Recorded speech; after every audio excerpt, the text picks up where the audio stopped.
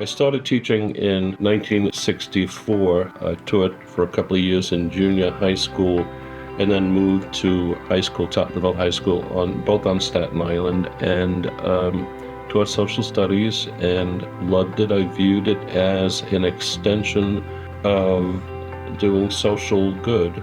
This flag was a gift from students in the 1960s. It's got a quote from Robert Kennedy Sr., and it says, "The future is not a gift, it's an achievement." And that's something I believe in and have worked my whole life for. One of my colleagues, John Soldini, suggested that I come and do volunteer work for the union. I was very active politically. And in my volunteer work on Staten Island, I became the political action coordinator.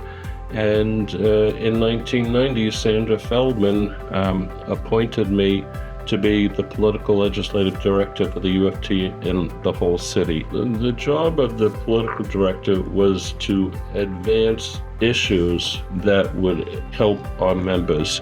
We promoted all sorts of legislation that would be good for public education, good for the city of New York, good for teachers.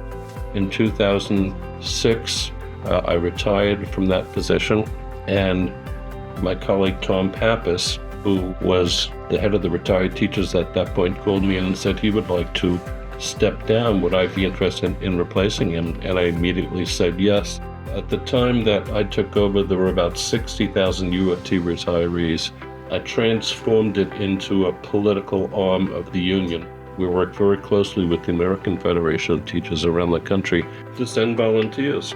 There was an anti-labor proposition in Ohio on a ballot about 10 years ago, and we sent many of our members out there for weeks at a time to work with the locals.